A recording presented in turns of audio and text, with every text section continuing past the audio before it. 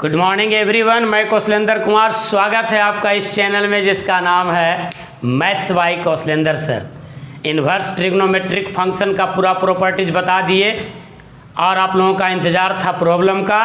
तो चलिए आज आपके इंतज़ार को समाप्त करते हैं और शुरुआत करते हैं problems of inverse trigonometric function. Book का नाम है NCERT और एक्सरसाइज है 2.2।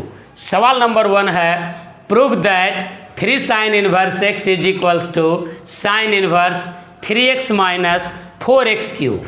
इस प्रॉब्लम को हम प्रॉपर्टीज के रूप में आपको बता चुके हैं, लेकिन फिर भी सवाल के रूप में आप देखिए कैसे बनाएंगे।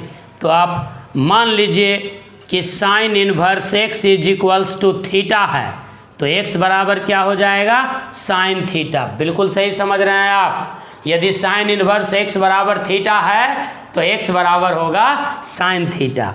नाउ अब आप साइन 3 थीटा का फॉर्मूला लिखिए। तो साइन 3 थीटा का फॉर्मूला होगा 3 sine theta minus 4 sine cube theta.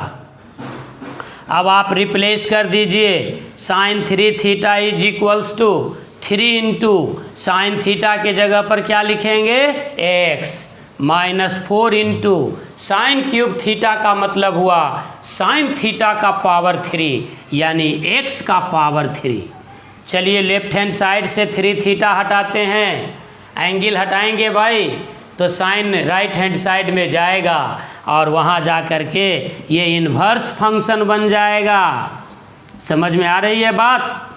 तो 3 थीटा बराबर मिल गया sign inverse 3x minus 4x cube, यानी 3 इंटू थीटा को रिप्लेस कर दीजिए आप साइन इनवर्स x से। तो 3 sine inverse x is equals to sine inverse 3x minus 4x cube, और यही आपको साबित करना था। एक बार इसका स्क्रीनशॉट ले लीजिए। ये प्रॉब्लम कंप्लीट हुआ। चलिए चलते हैं प्रॉब्लम नंबर 2 की ओर। क्वेश्चन नंबर 2 देखिए। क्वेश्चन नंबर 2 है prove that 3 cos inverse x is equals to cos inverse 4x cube minus 3x। इसको बनाने के लिए भी हम लेट कर लेते हैं cos inverse x is equals to theta.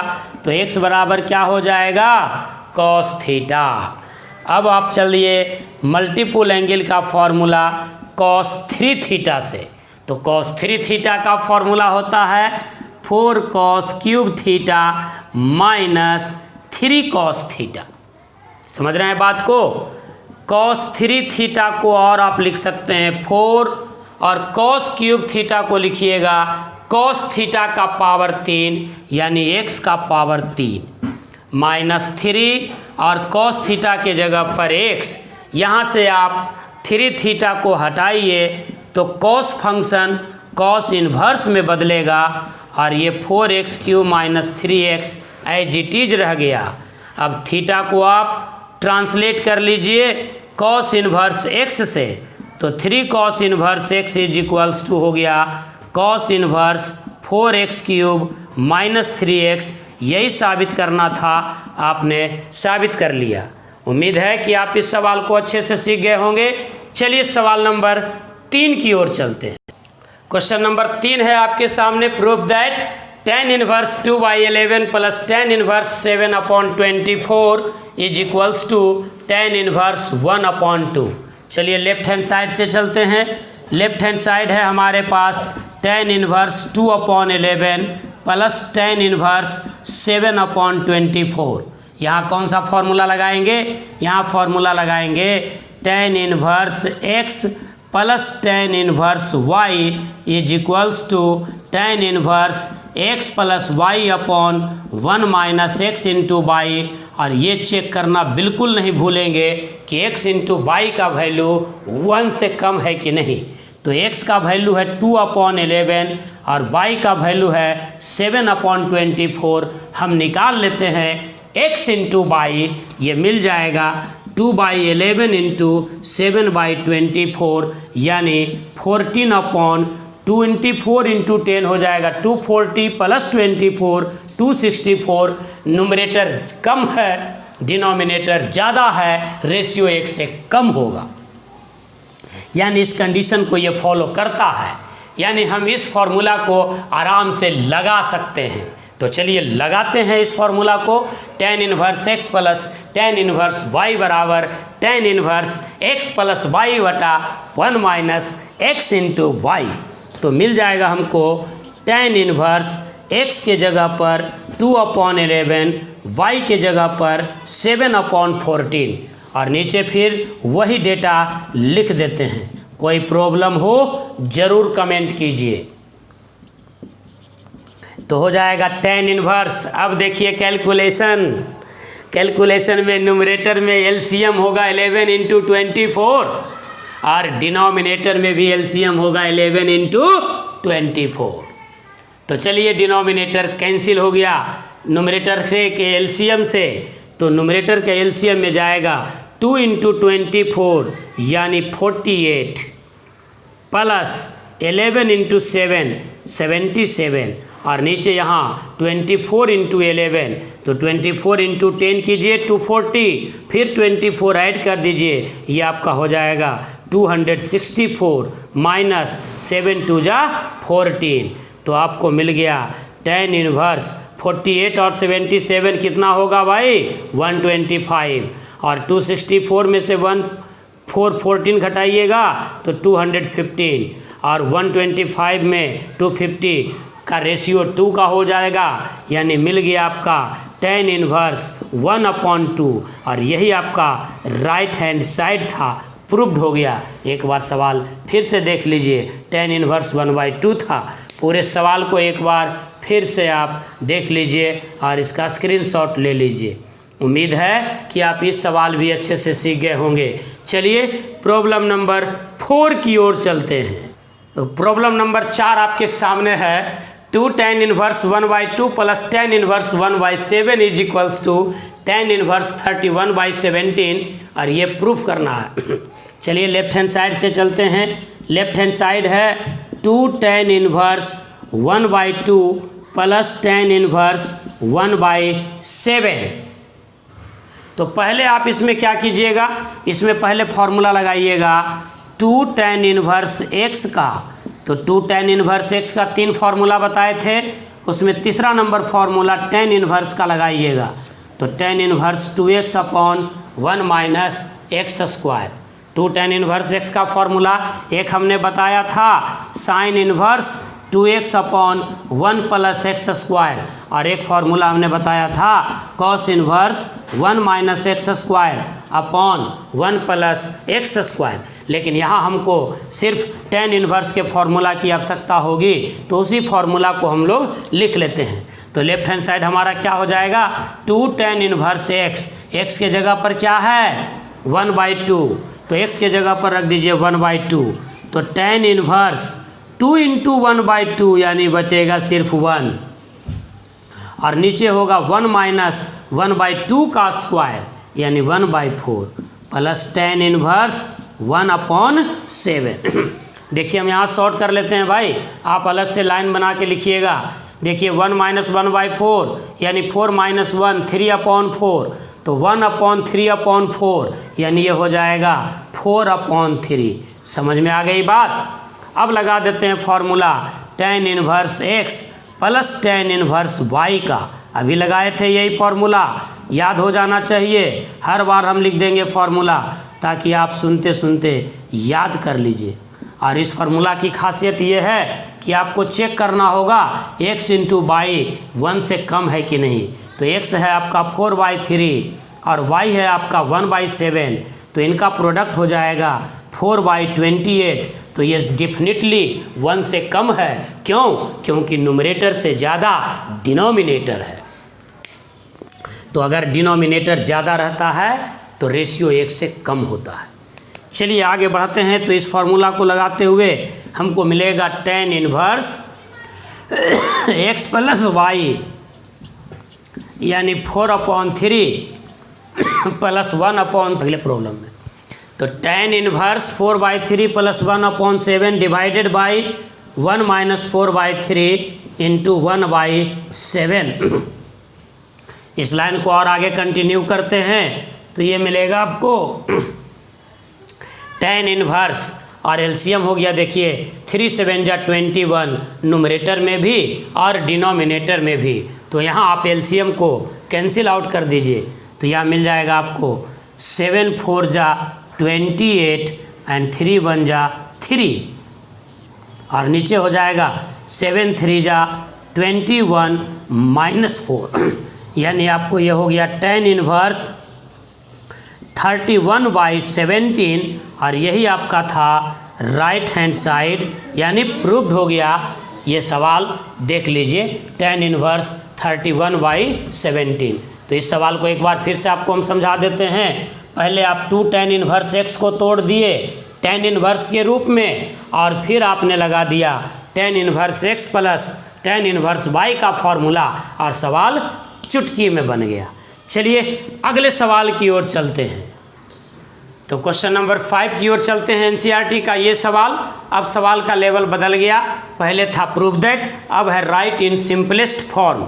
Simplest form में आपको लिखना है सवाल नंबर 5 से आगे।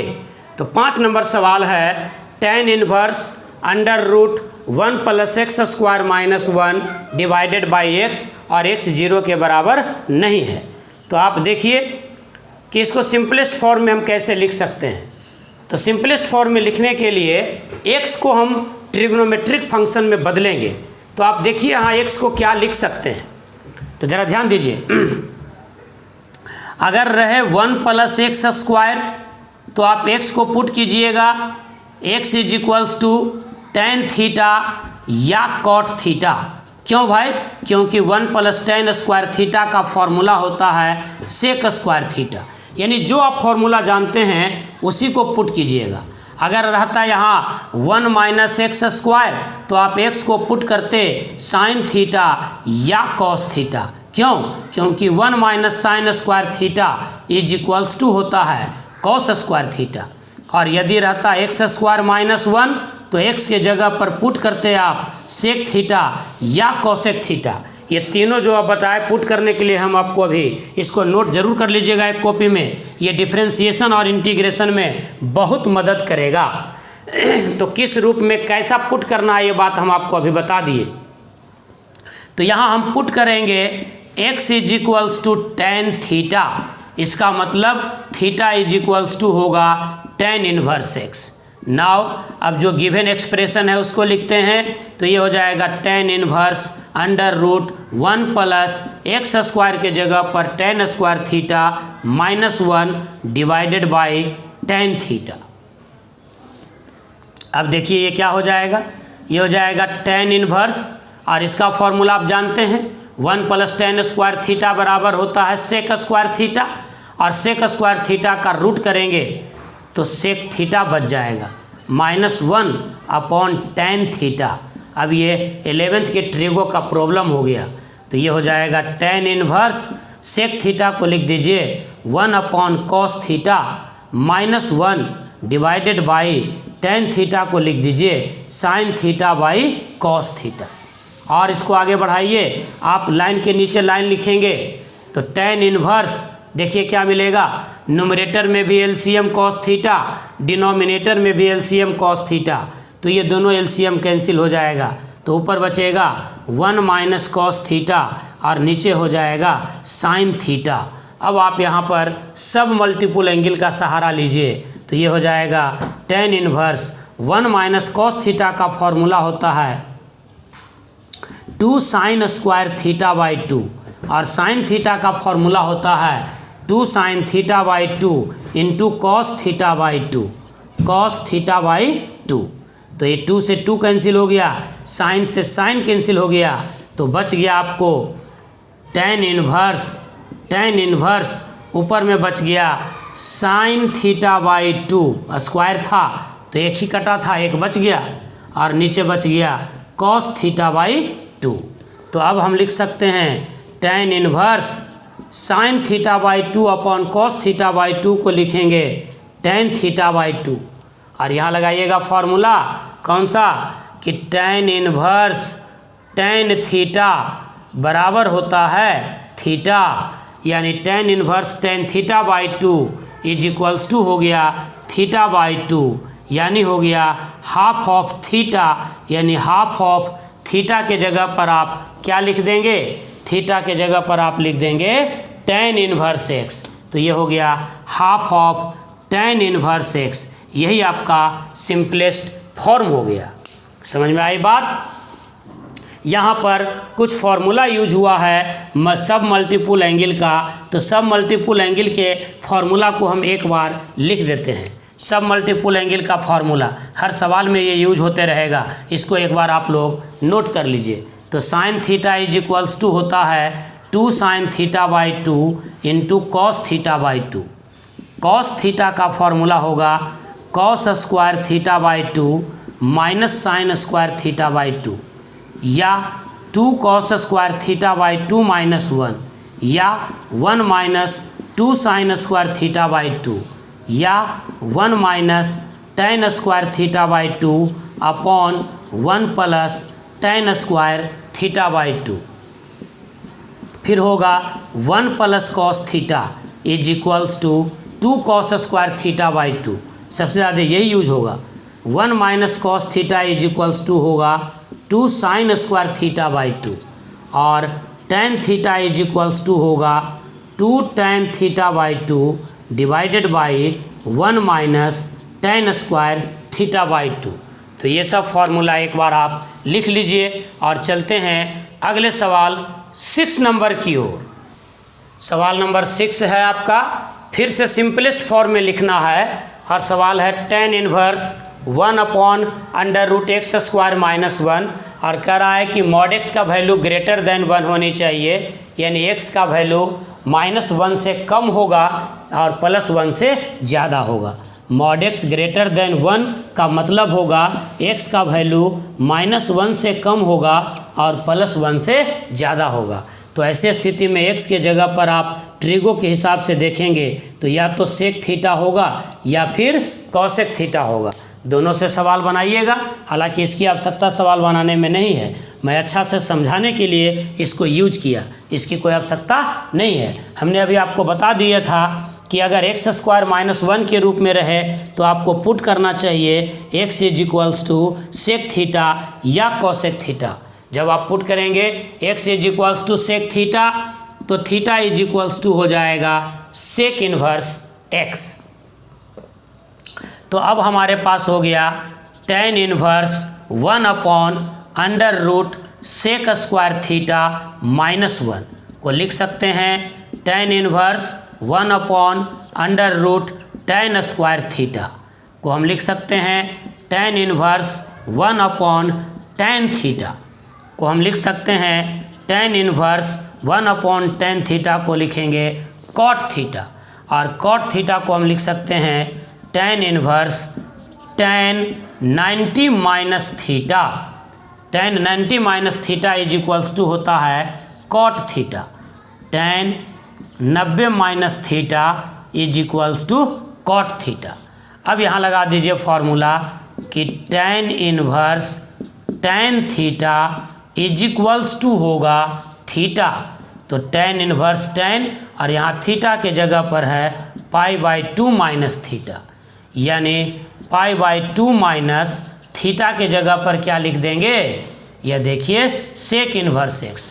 तो π/2 माइनस सेक इनवर्स एक्स, चाहे तो आप ये भी आंसर लिख सकते हैं और नहीं तो एक बात और लिख सकते हैं। एक फार्मूला हमने आपको बताया था कि sec inverse x plus cosec inverse x is equals to π/2। तो यहाँ से आप लिख सकते हैं cosec inverse x is equals to π/2 minus sec inverse x, यानी π/2 माइनस सेक इनवर्स एक्स को आप लिख सकते हैं कॉसेक इनवर्स एक्स, और यही आपका फाइनल आंसर हुआ सिंपलेस्ट फॉर्म में। उम्मीद करते हैं कि ये सवाल भी आप अच्छे से सीख गए होंगे। चलिए अगले सवाल की ओर चलते हैं।